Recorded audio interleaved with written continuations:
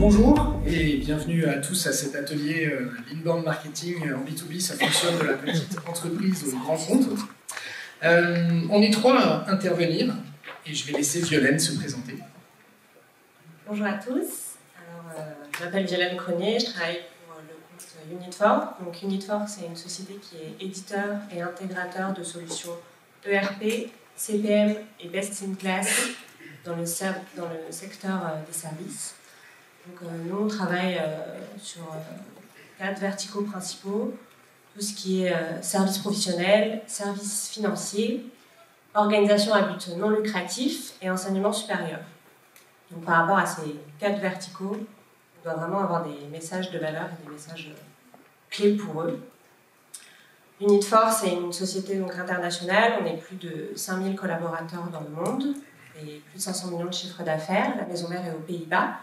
On a une forte activité en Europe et personnellement je travaille pour la filiale française que j'ai rejoint en 2014 pour développer la stratégie digitale. C'était un moment où la société avait justement changé son site internet au niveau du groupe et on avait de forts enjeux en France de référencement et c'est dans cette optique qu'a commencé notre collaboration avec Magnetic Way 2 ans plus tard en 2016.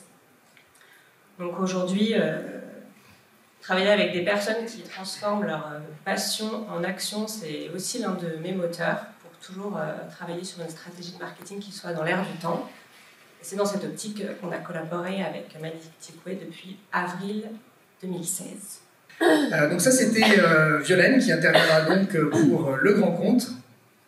Et nous avons Benoît. Donc Benoît Bruland, société HumanPerf Software, donc, qui représente le petit compte, la petite société, moins de 10 personnes. HumanPerf Software existe depuis maintenant une quinzaine d'années et on a conçu une plateforme qui permet de digitaliser chez nos clients plutôt grands comptes le processus, la démarche d'innovation collaborative, démarche de transformation, démarche d'amélioration continue. Donc on va bientôt fêter notre 15e anniversaire courant juin. Et depuis finalement jusqu'en 2017, on ne faisait que du AdWords. Alors on avait essayé de faire d'autres choses, des communiqués de presse. Pendant des années, on a essayé de sortir un blog sans jamais finalement réussir à produire quoi que ce soit. Donc beaucoup de coups d'épée dans l'eau réalisés de manière non coordonnée, avec le sentiment finalement, au bout de 12 ans, d'un peu ramer dans le sable sur tous ces sujets marketing. Et donc en 2017, on a rencontré Magnetic Way, avec qui on a décidé de contractualiser, avec finalement 3 ambitions. La première ambition qui était de sortir de l'ombre. Aujourd'hui, on existait sur le web, et notamment sur Google, qu'au travers d'AdWords. Voilà, on est complètement inexistant sur les pages de Google. Donc sortir de l'ombre. Deuxième objectif, essayer de mieux connaître toutes les personnes qui viennent sur notre site sans forcément tout de suite demander une demande de démo parce qu'ils ne font pas dans cette phase-là. Donc comment on arrive à mieux connaître toutes ces personnes qui ne sont pas tout de suite dans une phase de demande de démo, dans une phase d'acquisition. Et enfin, troisième objectif, je l'ai évoqué, c'est sortir de cette dépendance avec AdWords. C'est-à-dire que si demain, Google et notamment AdWords décidaient de bannir HumanPerf, on n'existait plus. Voilà, on ne trouvait plus. On avait une dépendance totale vis-à-vis d'AdWords, ce qui était un petit peu gênant. Ok. Et du coup, Magnetic Way, je suis le fondateur de Magnetic Way. Et Magnetic Way, en fait, c'est une réponse à un constat que j'ai vécu quand j'étais salarié. En fait, pendant 20 ans, j'ai travaillé dans le secteur informatique. Et j'ai occupé différents postes, marketing, commercial, directeur marketing, directeur commercial et marketing. Et je n'ai jamais trouvé une agence qui était totalement spécialisée pour mon secteur d'activité. Et dans l'informatique, une des complexités qu'on a, c'est les cycles de vente. Violaine, je pense les commerciaux peuvent mettre 18 mois à vendre une solution ERP entre le premier contact et la signature du contrat. Benoît, c'est un petit peu plus rapide, ça peut se déclencher, mais c'est quand même quelques mois.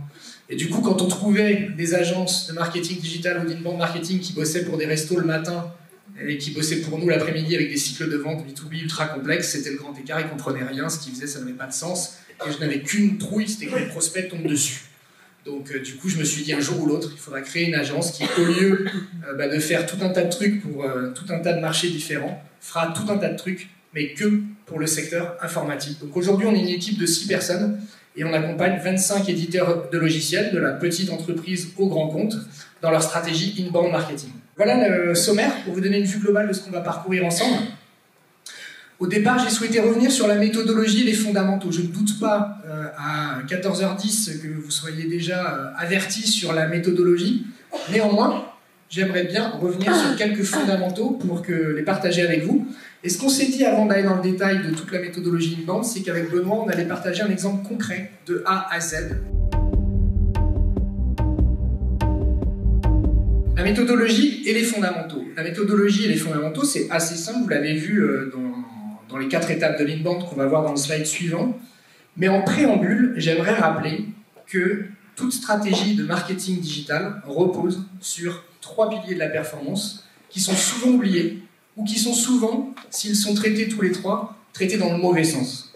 Et quand on les traite dans le mauvais sens, on gaspille son temps, on gaspille de l'énergie, on peut même se décrédibiliser au bout de quelques mois où on va justifier les investissements qui sont faits. Il y a plein de gens qui se disent « je vais aller faire tout un tas de trucs sur les réseaux sociaux », certes, mais s'ils n'ont pas fait en sorte de s'assurer de convertir leur audience ou d'intéresser suffisamment leur audience pour l'engager, je crois que ça a été repris par Rand Fishkin ce matin, mais l'engager l'audience, donc faire en sorte que les prospects s'engagent avec vos contenus, avec votre marque, mais du coup on perd beaucoup de temps. Donc les 3 piliers sont simples.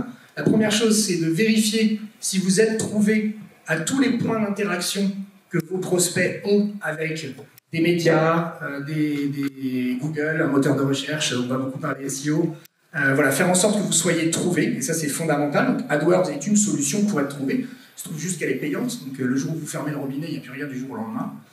Le SEO, c'est plutôt une stratégie, un investissement à long terme, mais une fois que vous êtes premier dans Google, c'est un petit peu compliqué pour les concurrents de venir vous en déloger.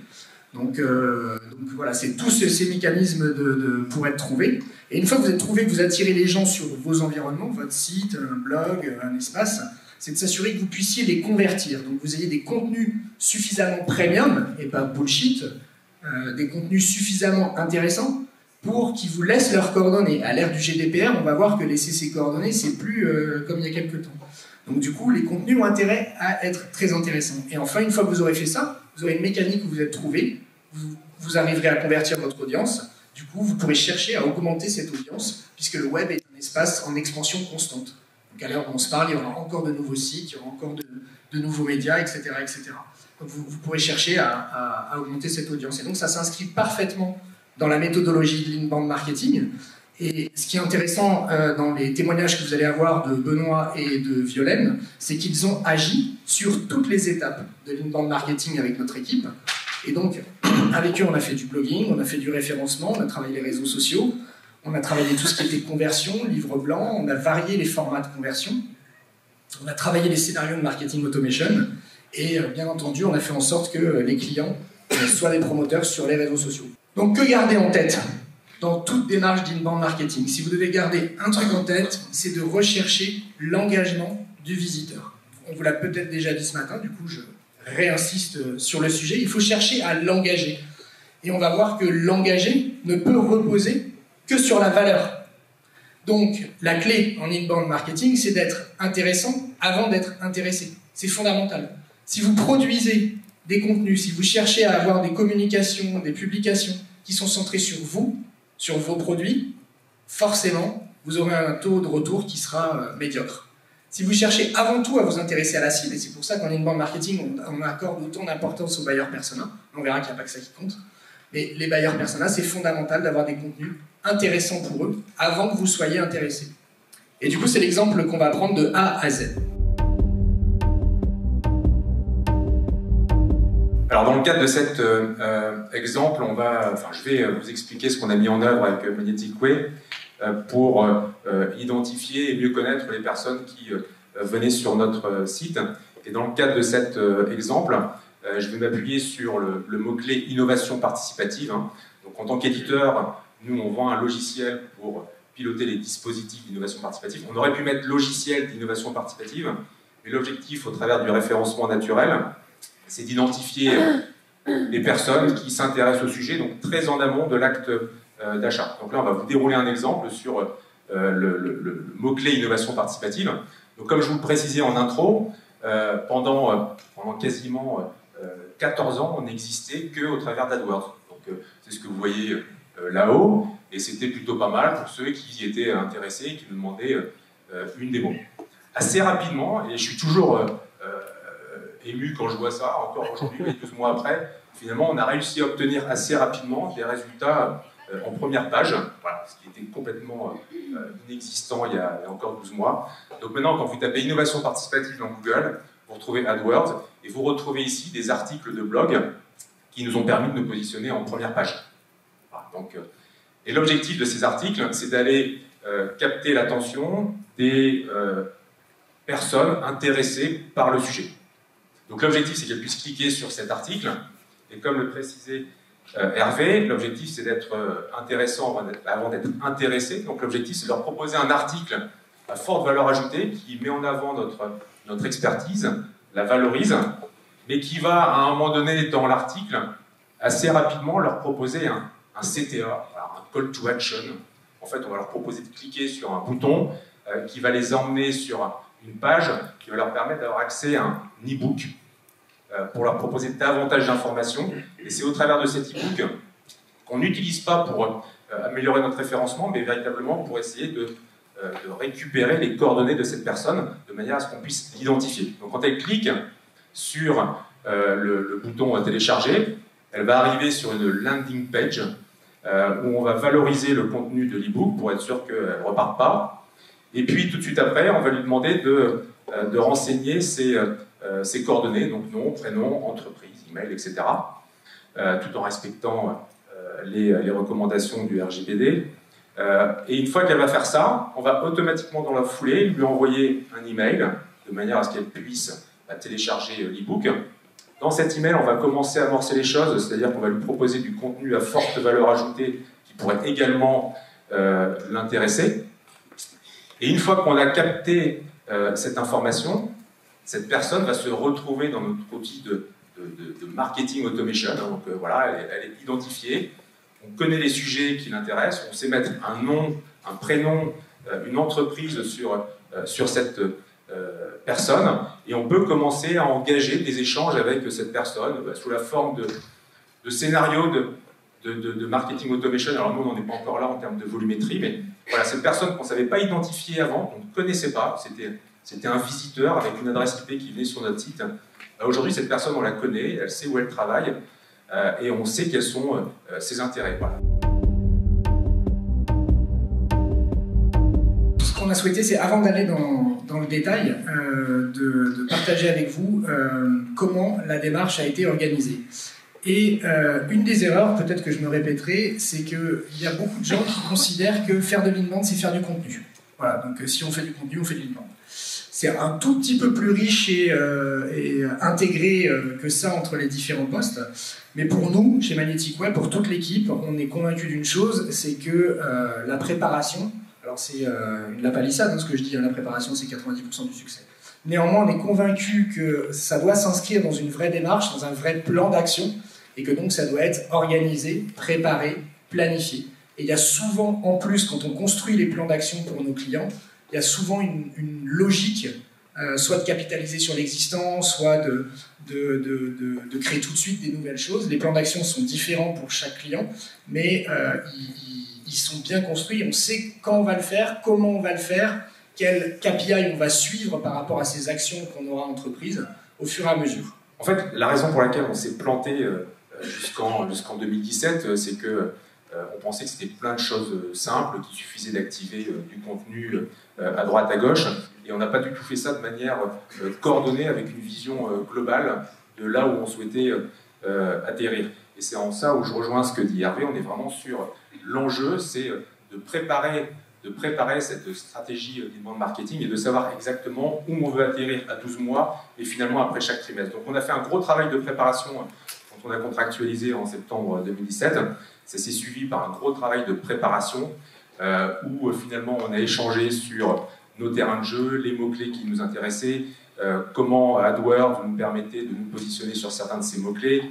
On a parlé de la concurrence, comment elle se positionnait. Enfin bref, on a abordé tous tous ces sujets. On a fait un audit complet avec Hervé de la situation actuelle.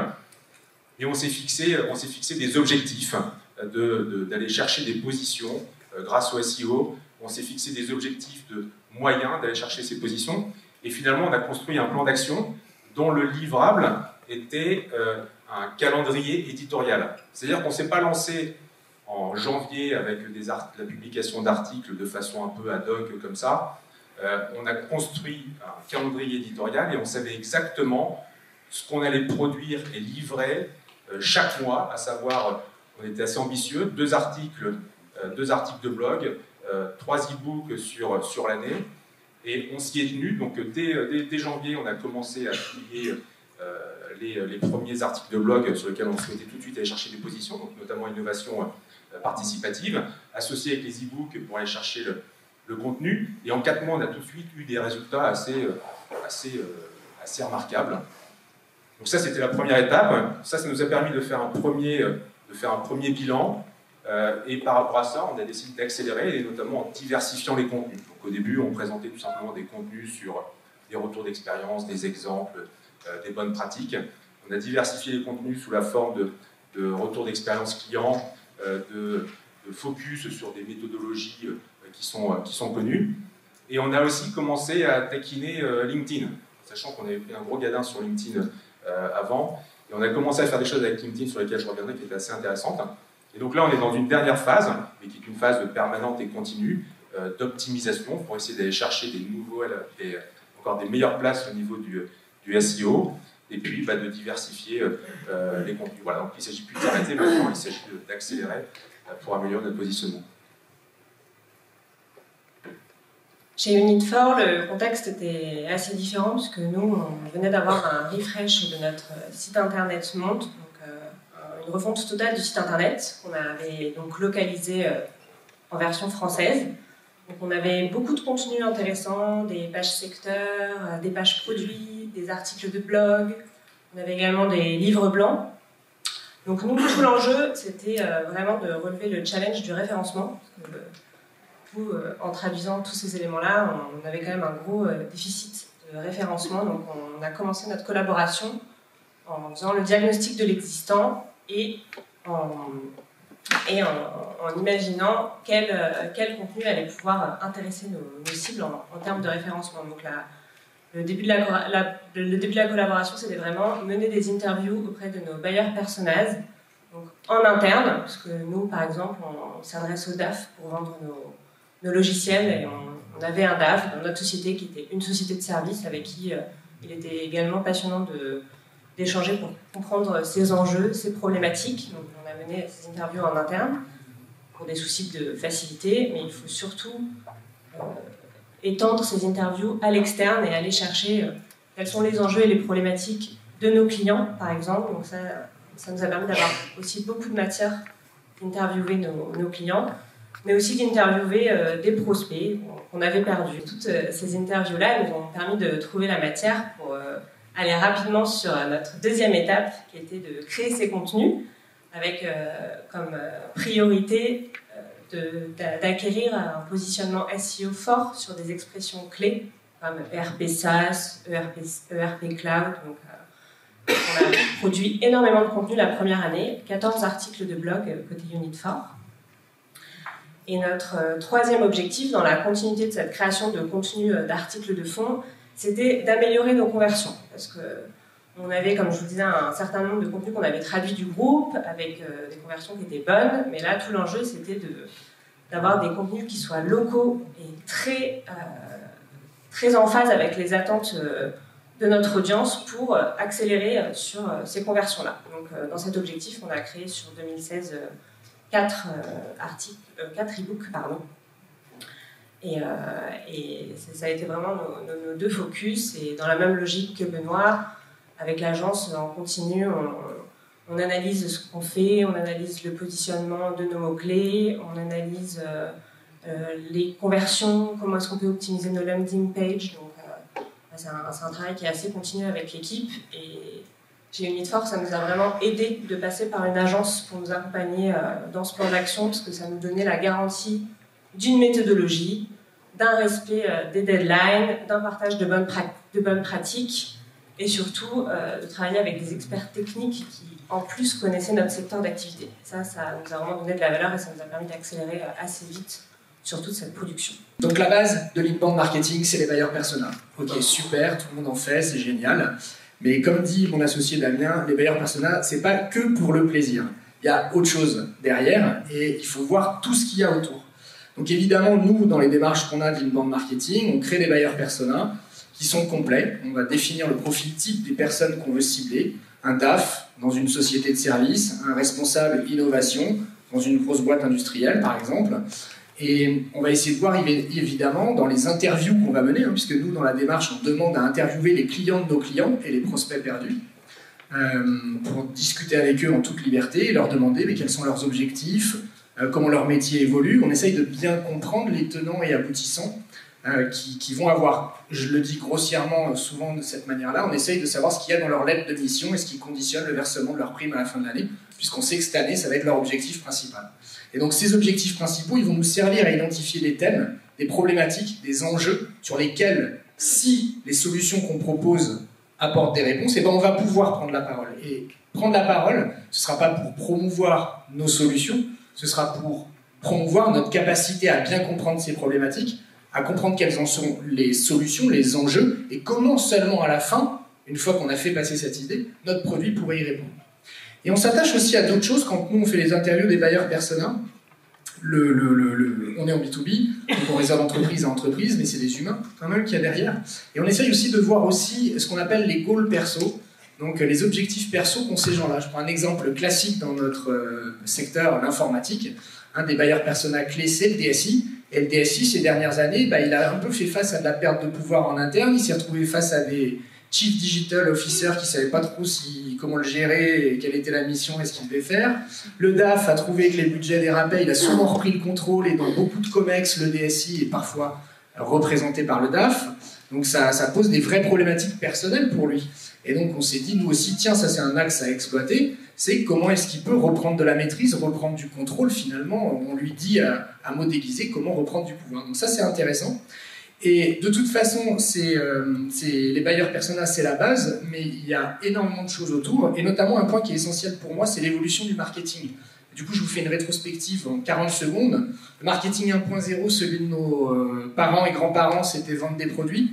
Dès que vous sortiez un produit, il était acheté, parce que de toute façon, il n'y avait pas assez de produits. Donc, il suffisait de sortir un produit, il était vendu. Pas de problème, là, le marketing ne servait strictement à rien. Ensuite, le marketing s'est un peu développé. Pourquoi ? Parce qu'il y avait beaucoup de produits. Et donc, quand on voulait un produit, un aspirateur, j'en sais rien, et bien du coup, les aspirateurs, il y en avait plein, avec plein de fonctions, plein de concurrents, etc. Du coup, qu'est-ce qu'on a créé ? Le marketing de la différence, le positionnement différenciateur. En quoi votre produit va apporter un bénéfice que vous êtes le seul à pouvoir à prétendre. Et donc ça, c'est ce que les Anglais appellent l'USP, l'Unique Selling Proposition, voilà, etc., etc. Mais aujourd'hui, on est encore plus loin. C'est qu'aujourd'hui, non seulement vous devez avoir des bons produits, non seulement ils doivent être différents des concurrents, donc toute démarche d'inbound marketing doit inclure le comparatif avec vos concurrents. Qu'est-ce que vos concurrents racontent et c'est quoi leur message et en quoi ils se différencient? Parce que si vous faites ni plus ni moins que la même chose ou vous êtes dans le même registre de communication, vous ne vous différencierez pas. Mais en plus de ça, vous devez faire en sorte de comprendre quelles sont les valeurs auxquelles vos prospects adhèrent, ce à quoi ils vont être sensibles en termes de transformation de la société, en termes de communauté, parce que vous devrez prendre la parole et sur ces sujets-là également. Donc les démarches RSE, typiquement, vous, votre engagement sur l'environnement, c'est pas parce que vous êtes dans une société de service qu'il y a un moment, votre engagement pour l'environnement ou la responsabilité sociale et environnementale ne va pas compter dans une décision d'achat. Il suffit d'interviewer un acheteur dans un grand groupe pour qu'il vous dise cette année, de toute façon, moi je dois référencer des fournisseurs qui ont une politique RSE engagée parce que je dois m'en servir pour communiquer moi aussi là-dessus. Donc tout ça, il faut le découvrir, il faut aller au-delà du simple fait, ok, mon produit fait ça, comment je peux vous aider? Sinon, forcément, ce sera moins bon. Donc, quand on le ramène à la démarche d'inbound marketing, tous les contenus, tous les messages qu'on va délivrer, on doit faire en sorte qu'ils soient réellement différenciants. Et ça, c'est un point clé, parce que si à un moment vous êtes pris par le temps, vous voulez aller vite, et vous vous dites, vous faites 3 articles de blog, c'est super, ça va faire quelque chose, on retombera dans l'écueil que Benoît a commenté au début, en disant, ok, on a fait 3 articles de blog, il ne s'est rien passé. Donc non seulement, techniquement, ils doivent être réfléchis, ces articles, mais en plus, ils doivent être vraiment différenciant. Donc effectivement, pour compléter ce que dit Hervé, un élément important pour trouver nos axes de communication et nos contenus, c'est de varier la source de nos interviews. Donc comme je disais tout à l'heure, quand on a la chance d'avoir des bailleurs personas qui peuvent exister en interne, ne nous privons pas. Mais c'est vraiment aussi important de pouvoir prendre du temps avec nos clients, avec nos prospects perdus. On arrive quand même souvent à les approcher puisqu'ils apprécient qu'on souhaite discuter avec eux dans une démarche de qualité. Donc on passe du temps à varier les interviews et c'est important de prendre ces semaines et parfois ces mois, parce que le plus difficile c'est d'avoir de la disponibilité chez les clients pour qu'ils nous les accordent, mais le jeu en vaut la chandelle. Et une fois qu'on a ces contenus-là, ce qui est aussi assez important, forcément, c'est de faire un benchmark des concurrents, de voir sur quel message de valeur on va être capable de se différencier. Donc, il y a aussi un travail d'analyse qui est assez important à ce niveau-là. Et enfin, de penser à rafraîchir les interviews assez régulièrement pour être sûr de toujours évoquer les sujets les plus porteurs. Dans cette slide ici, on a un exemple concret d'une fiche que l'agence est capable de produire à l'issue des interviews avec l'un de nos bailleurs personnels. Donc l'exemple, c'est le CFO. Donc on a toute une partie de l'interview qui va être sur le business as usual, donc être sûr, valider qu'on a bien compris les problématiques business un peu day-to-day de notre bailleur personnage. Donc là, il n'y a pas vraiment normalement de surprise. C'est ce qui est requis, ce qui ne fait plus la différence. Donc, quelle est sa problématique au jour le jour, mais quels sont aussi les médias sur lesquels il s'informe, quels sont les médias qu'il va utiliser pour rechercher des potentiels partenaires. Donc ça nous permet d'avoir un certain nombre d'informations qu'on pourra aussi utiliser par la suite pour nos campagnes de marketing en ligne, par exemple. Donc on a un autre élément sur cette fiche qui est d'identifier toutes les tendances majeures auxquelles fait face notre bailleur personnage. Ces tendances majeures, elles vont nous permettre d'alimenter nos articles. Donc on passe aussi beaucoup de temps là-dessus. Le troisième élément important, c'est d'interviewer ces bailleurs personnages sur les signaux émergents. Donc là, on va vraiment essayer de trouver quels sont les sujets prospectifs qui vont faire la différence, où on va pouvoir avoir leur intérêt, où on va pouvoir les accrocher, tout ça dans la logique de nos contenus de conversion. Donc d'aller un pas plus loin grâce à ces signaux émergents que l'on va réussir à identifier et grâce aussi, comme le disait Hervé, aux objectifs personnels de ces personnes. Donc c'est vraiment un élément sur lequel on travaille lors de l'interview. Et le contenu qu'on extrait aussi de ces interviews et qui nous sert dans d'autres médias, c'est des citations. Parce que extraire certaines quotes de ces interviews nous permettent de les mettre en lumière, par exemple, sur notre site internet ou sur nos réseaux sociaux. Donc c'est vraiment important pour nous d'extraire tout ce contenu et de l'utiliser au mieux. Sur cette slide-ci, du coup, une fois qu'on a identifié toute cette matière, tout ce contenu, on a plusieurs façons de l'utiliser. Et là, il ne faut pas se tromper d'objectif. Donc on peut se donner deux objectifs. On va rédiger des articles de blog qui vont être soit destinés vraiment purement au référencement, comme vous montrait Benoît tout à l'heure. Donc là, on va s'atteler à des mots-clés qui sont importants pour nous. Par exemple, nous, on est un logiciel, on est vendu dans le SaaS, on fait de l'ERP, donc ça a été important pour nous d'essayer de se positionner sur des mots comme ERP Cloud, ERP SaaS. Et à ce moment-là, la rédaction de l'article, elle est vraiment faite en pensant SEO. Donc toute la démarche est vraiment axée autour du mot-clé. Ou soit on se donne un objectif vraiment différenciateur par rapport à nos bailleurs personnages, où là, on va essayer de leur apporter un regard novateur, une expertise, d'aller dans le sujet en profondeur. Et on se rattache bien sûr à nos interviews pour déceler ces sujets.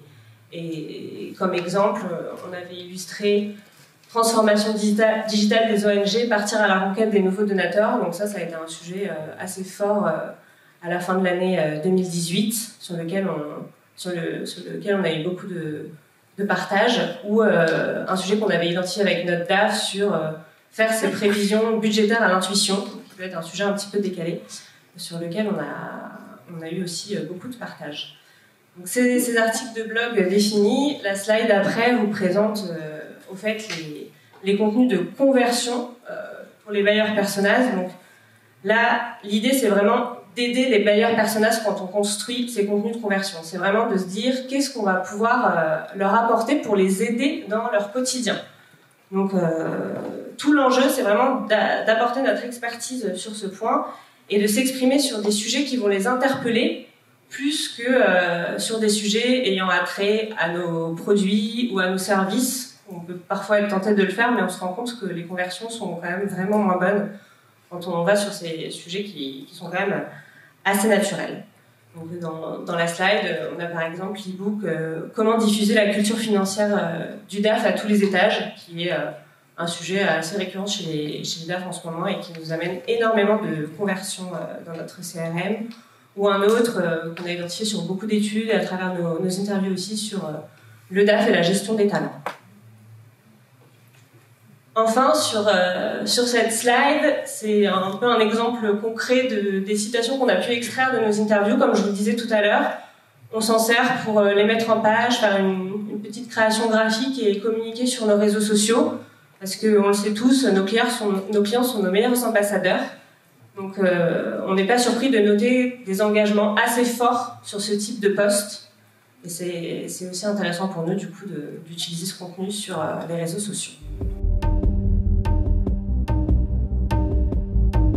Donc du coup, une fois qu'on a identifié à qui on va s'adresser et puis quels sont les sujets qui vont être pertinents, il y a nécessairement la question de se poser, ok, qu'est-ce qu'ils recherchent dans Google? Et là, on va parler du SEO.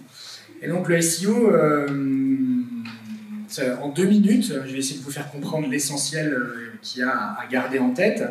Le SEO fonctionne en fait sur 3 piliers fondamentaux que sont la technique, la sémantique et la notoriété. La technique, c'est la manière dont vous allez coder la page HTML que le robot va analyser. Donc c'est les balises, meta title, les H1, H6, et toutes les balises que vous allez mettre dedans, etc., etc. La sémantique, c'est tout ce que vous allez y raconter. Et la notoriété, c'est tous les sites internet qui vont pointer vers le vôtre. Okay ? Êtes-vous populaire sur le web? Est-ce que vous avez 100 domaines qui font des liens vers votre site, ou est-ce que vous en avez 800? Et ce ne sera pas du tout la même chose. Ce qu'il faut bien comprendre, c'est que ces 3 piliers n'ont cessé d'évoluer dans le temps.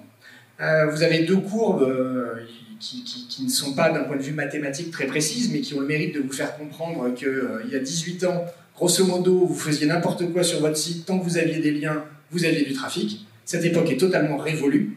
Aujourd'hui, ce qui compte, c'est la sémantique, ce que vous y racontez. Donc, tous les gourous comme Rand Fishkin qui sont intervenus ce matin en SEO vous le disent. Aujourd'hui, les robots intègrent de plus en plus de machine learning. Ils apprennent, à chaque fois qu'ils font une analyse d'une page, ils apprennent de leur analyse.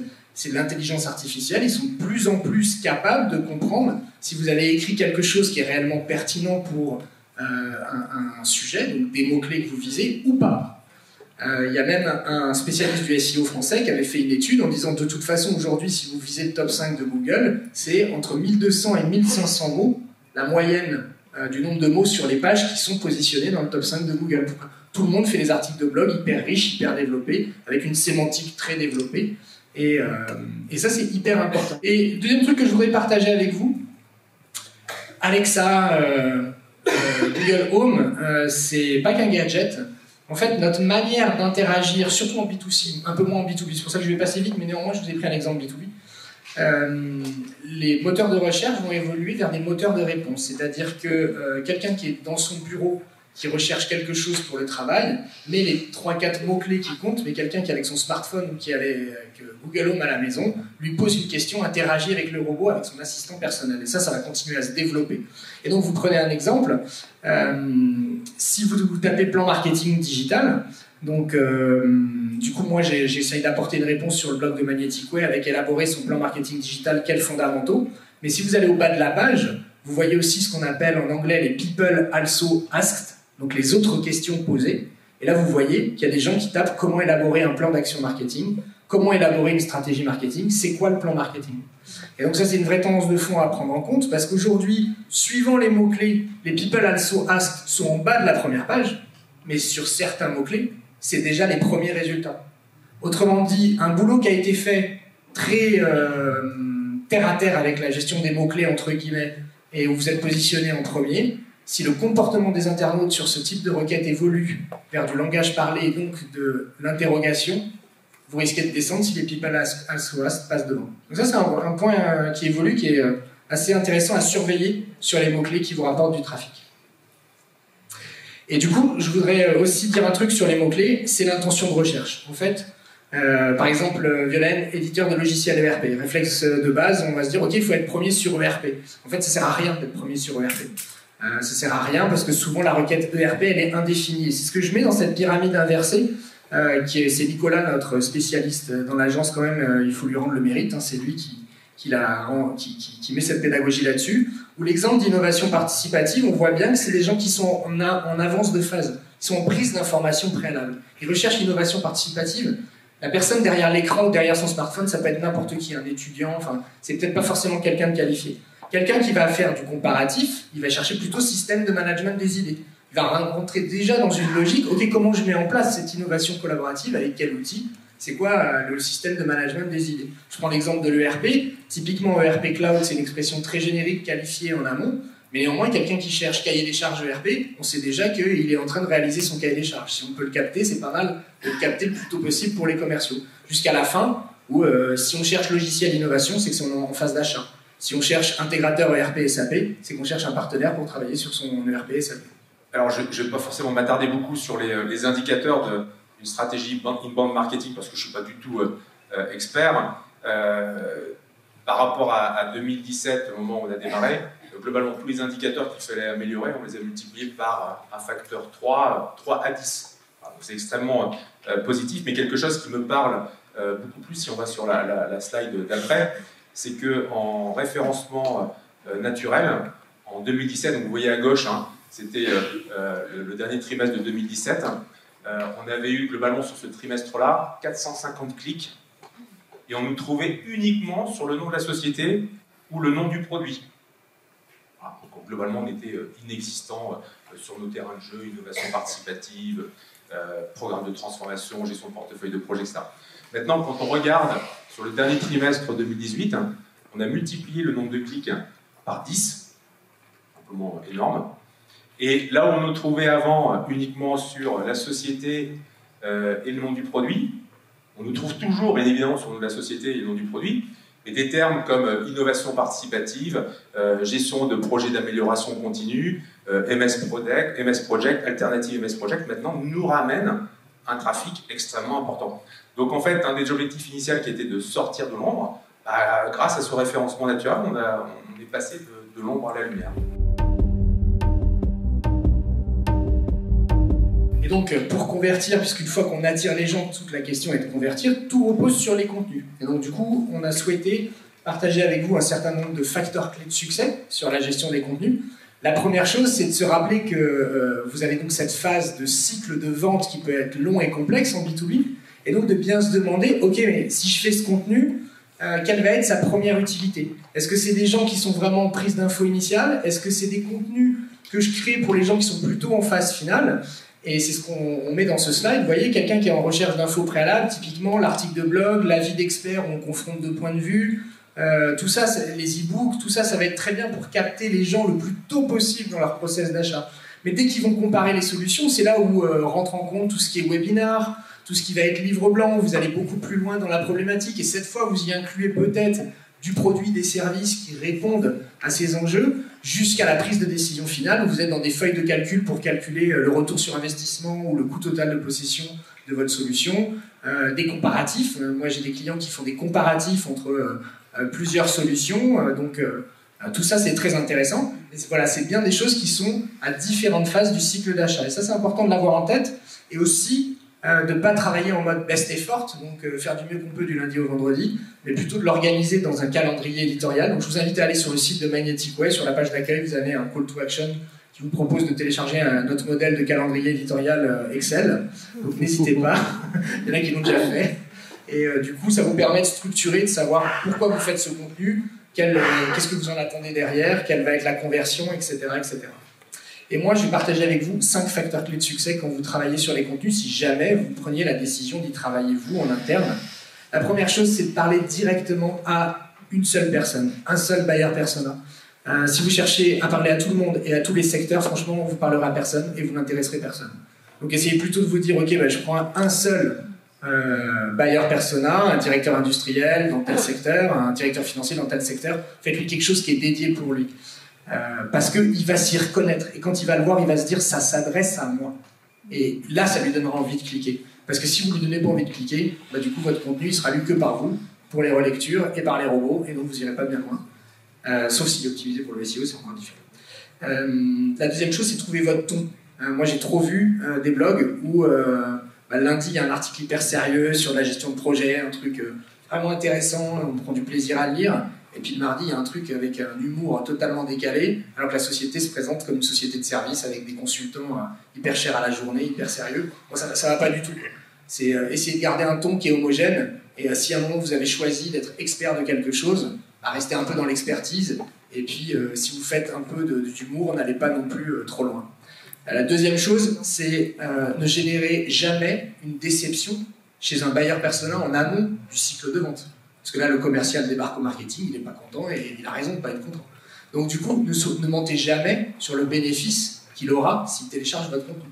Si vous lui dites qu'il va apprendre plein de choses et blablabla, comme moi je l'ai déjà vu chez des prospects qu'on a rencontrés, livre blanc sur les meilleures pratiques pour le discrete manufacturing, blablabla, et qu'en fait il s'était gouré, le PDF qu'on téléchargeait s'appelait encore fiche produit avec le nom du produit, et ils avaient juste remis une première page d'intro qui parlait, c'est vrai, des enjeux du discrete manufacturing, mais le reste c'était la page produit.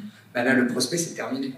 Et donc les commerciaux, ils auront beau appeler, vous allez créer un biais, le marketing a créé un biais négatif dans l'esprit du prospect, et ça c'est la catastrophe.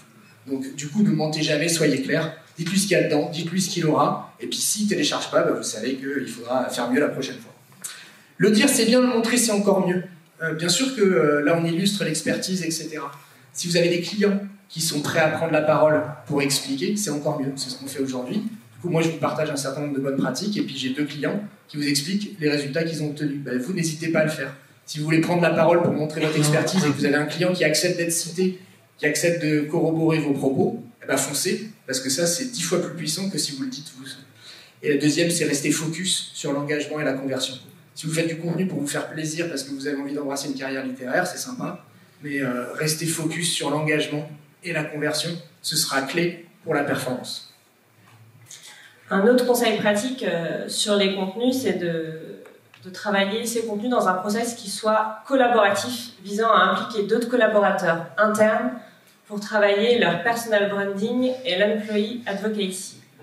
En effet, les commerciaux, ils sont au contact des clients, ils lisent les appels d'offres, ils lisent les cahiers des charges, ils connaissent leur marché. Donc plus on les implique en amont avec nous et avec l'agence dans la création des contenus, plus on pourra aussi s'appuyer sur eux pour le relais de ces contenus sur les réseaux sociaux.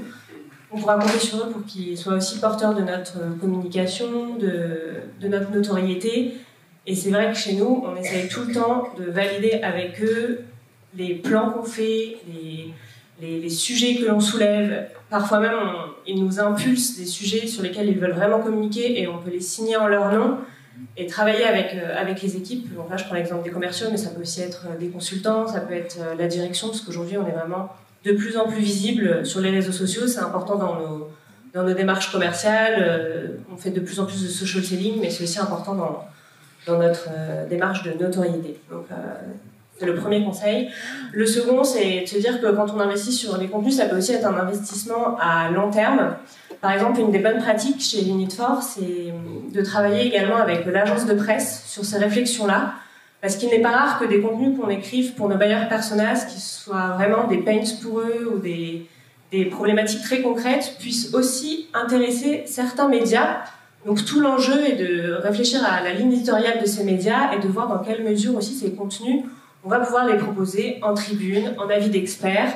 Donc tout au long de l'année, avec l'agence de presse, on peut aussi publier ces tribunes sur les Échos, sur le Journal du Net. Donc c'est vraiment un investissement qu'on peut voir avec plusieurs facettes. Et du coup, pour la partie promotion de vos contenus, je voulais vous parler de LinkedIn, le réseau social qui, en B2B, est le réseau social de référence au niveau mondial. En France, il y a 16 millions de membres. Un tiers s'y connecte chaque semaine. Il y en a à peu près la moitié qui sont sur mobile. Et le réseau social est un excellent moyen de valoriser vos contenus. en naturel ou en publicitaire. Et je ne vous parlerai pas du naturel, mais on peut en parler après dans les questions. Je vais vous parler du publicitaire qui est une vraie puissance. C'est qu'en fait, dites-vous bien, vous avez à 99,9% un profil LinkedIn dans cette salle, j'imagine. Vous y avez renseigné l'entreprise où vous travaillez, le secteur d'activité, toute votre expérience, le poste que vous occupez, les années d'expérience que vous avez, votre niveau hiérarchique est interprétable par la plateforme, vos études, les groupes dans lesquels vous êtes inscrit, est-ce que vous êtes un homme, une femme, quel âge vous avez, etc., etc., etc. Eh bien c'est simple, tout ça, c'est des critères exploitables pour la publicité. Autrement dit, si je veux cibler tous les directeurs financiers des sociétés de services de plus de 500 salariés, mais de moins de 10 000, qui ont plus de 5 ans d'expérience et qui sont inscrits dans le groupe Bonne Pratique ERP, eh bien je peux. Et je peux leur délivrer une publicité qui s'affichera sur leur fil d'accueil au même titre qu'une actualité de quelqu'un de leur réseau. Et donc ça, c'est une vraie puissance et c'est un vrai atout en B2B pour accélérer sur la génération de leads. Et du coup, par contre, on n'est pas du tout sur les CPC d'AdWords. Là, dites-vous bien que quelqu'un qui clique sur une annonce AdWords, vous payez 1 € du clic, vous ne savez pas si c'est un étudiant, vous ne savez pas si c'est un concurrent, vous ne savez rien. Là, par contre, vous savez, quand vous payez 4 € le clic, ou des fois 2 si on optimise bien, des fois 5 sur des cibles hyper concurrentielles et sollicitées, mais vous savez que c'est le DSI d'une boîte qui fait 1000 salariés, qui a plus de 10 ans d'expérience, vous êtes sûr que c'est lui qui est derrière. Donc ça, c'est important. Oui, alors en 2 mots, donc on avait vécu un premier échec sur LinkedIn il y a 4-5 ans. On y est revenu aujourd'hui dans le cadre de notre diversification au niveau des canaux. Moi, je suis complètement fan. C'est vrai que, comme l'a précisé Hervé, on a un niveau de ciblage qui est complètement extraordinaire. C'est-à-dire que vous savez lancer des campagnes sur des personnes qui sont véritablement susceptibles d'être intéressées par ce que vous faites. Voilà. Donc ce ciblage, il est juste extraordinaire. Et donc on a profité de ce contenu pour le ramener sur LinkedIn. Et les résultats sont juste, encore une fois, au-delà de ce que je pouvais espérer. Donc big fan de LinkedIn, même si je ne sais pas où tout ça, ça va évoluer, mais on verra. Ok, le mot de la fin. Alors ici, on a choisi d'illustrer 3 résultats concrets, comme l'annonçait Hervé en introduction. Donc chez Unit4, on a pu voir une hausse de plus 30% de notre trafic en 2017 et de plus de 75% en 2018. Donc c'est des résultats dont on n'est pas peu fiers. Évidemment, ils sont le résultat de notre stratégie SEO. On se rend notamment compte que sur les pages les plus consultées de notre site internet, 13 des 20 premières sont des pages de blog. C'est aussi dû à l'ensemble des contenus que l'on a créés et, comme le disait Hervé, que l'on promeut activement sur LinkedIn à travers les campagnes de LinkedIn Ads, mais que l'on peut aussi, avec Nicolas, promouvoir sur Google avec les Google Ads, les campagnes de display qu'on a lancées. L'ensemble de ces contenus sont vraiment générateurs pour nous d'un certain nombre de conversions, et notamment en 2018, on en a eu 1533, donc des contenus qui ont été téléchargés, qui sont donc arrivés directement dans notre CRM et qui sont donc arrivés directement pour nourrir l'équipe commerciale. Parce qu'il ne faut pas oublier que la toile de fond de toute cette démarche aussi, c'est la génération de leads. Donc c'est un chiffre dont on est fier. Et pour terminer, on a 190 expressions aujourd'hui qui sont dans le top 3 de Google France. C'est un chiffre qui illustre aussi nos objectifs en termes de visibilité. Le conseil de la fin, sans parler chiffres, mais plutôt en parlant humain. Donc il y aurait trois éléments que je voudrais mettre en valeur. Le premier, c'est le fait de travailler main dans la main avec les commerciaux. Vous le savez tous, l'alignement marketing et vente est vraiment essentiel dans notre travail. Chez nous, ça passe par donc ces phases de validation des contenus, mais aussi un accompagnement qu'on a avec eux sur leur profil LinkedIn, le fait de les inciter à mettre des liens vers ces articles pour aussi récupérer du trafic sur notre site internet. On a aussi des outils en interne pour leur proposer facilement de partager des contenus dans leur réseau. On utilise Elevate pour ceux qui connaissent. Ça nous permet vraiment de travailler main dans la main avec les équipes. Le deuxième message, c'est de s'assurer que les messages qu'on véhicule, ce sont des messages de valeur, de qualité. Et le troisième, c'est de s'assurer qu'on travaille toujours différents canaux. Parce que notre objectif premier, c'est que la première impression avec le buyer personnage soit de qualité. Alors concernant Human Perf, pour rappel, nous on avait 3 objectifs, sortir de l'ombre, Moi, je considère que c'est chose de faite. On a amélioré, on a multiplié notre trafic sur le site de façon remarquable. On est maintenant présent sur tout un ensemble d'expressions en première page, alors qu'on était complètement inexistant. Donc sortir de l'ombre, ça c'est bon, c'est fait, on va continuer d'améliorer. On avait dit mieux connaître en fait les visiteurs qui viennent sur notre site sans forcément faire une demande de démo. Et on a eu quasiment 1000 téléchargements de contenu, pas si loin de ça que Unit4, où ils sont quand même beaucoup plus nombreux que nous. Et troisième objectif, ne plus être dépendant d'AdWords. Et aujourd'hui, en fait, notre premier canal, c'est le SEO. Le deuxième, c'est LinkedIn. Et le troisième, c'est AdWords. Donc, encore une fois, objectif coché. En termes de recommandations, on n'est pas sur une logique qui fonctionne en mode one-shot, je vais faire un article, je vais faire un communiqué de presse. C'est vraiment quelque chose qui doit, à mon sens, s'inscrire dans une vision globale. Vous devez savoir où vous allez atterrir dans 12 mois et quel est le chemin que vous allez parcourir pour aller, quelle va être la trajectoire sur ces 12 mois. Donc il faut vraiment avoir une vision globale et une cohérence globale. Nous, du fait de notre taille, parce que voilà, c'est le témoignage d'une petite entreprise, c'est pas quelque chose qu'on pouvait gérer en interne. On a fait le choix de le déléguer à Magnetic Way et je suis vraiment ravi. Mais pour autant, on n'est pas dans une délégation totale. L'expertise, c'est vous qui l'avez. Donc il faut la valoriser avec votre partenaire. Donc ce n'est pas une délégation totale, c'est un partenaire avec lequel vous allez travailler main dans la main. Donc il faut bien le choisir. Et voilà. Heureusement qu'on a enlevé les slides.